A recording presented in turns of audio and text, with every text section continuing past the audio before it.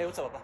What's an ileus? Ooh, an ileus. Okay, so an ileus is the medical term that we use to describe an intestinal obstruction, an ileus.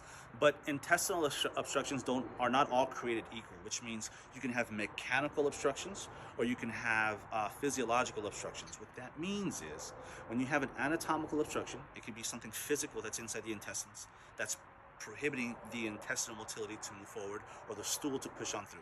It could be a tumor.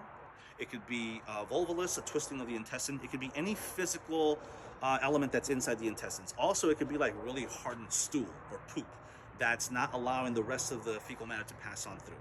And then when you have a functional or physiological one, that means that the way that the nerves are conducting information between the nervous system and the intestines, or the way that it's moving by itself without any physical obstructions, the physicality of it is not adequate. So that would be another type of ileus, a functional ileus. And the ileus usually is secondary to abdominal surgery, where you accidentally have a nick or you sever the nerve that innervates with the intestines and they can no longer perform peristalsis. So those are the two basic types. But what's important for you guys to understand are the signs and symptoms. So if you think of the intestines, right, we'll focus on the large intestine. Ascending, transverse, descending, sigmoid, rectum, and colon, right?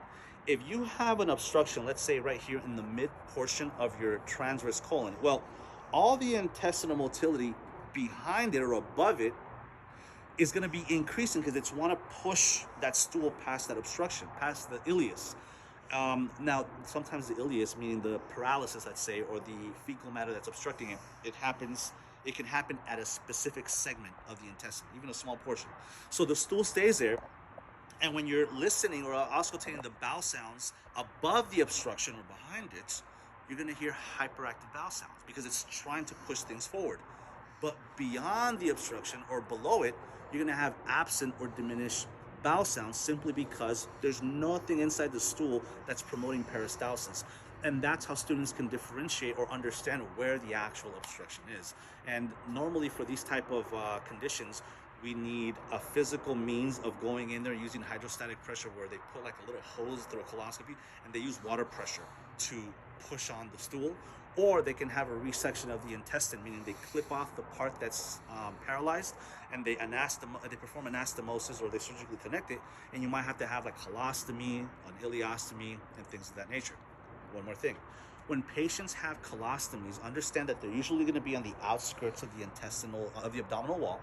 Know that the stool is more watery as it's going through the ascending and the midline between the mid portion of the transverse colon.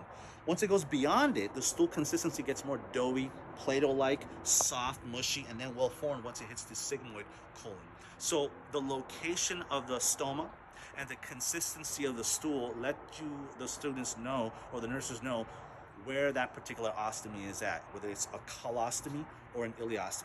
If the stoma is in the midpoint of the abdomen, or a little bit lower right here, anywhere in these segments right here, that's usually where the small intestines are at, and that produces liquid stools, and it's usually in the center of the abdomen. So those two things are what we're going to be doing to differentiate whether it's an ileostomy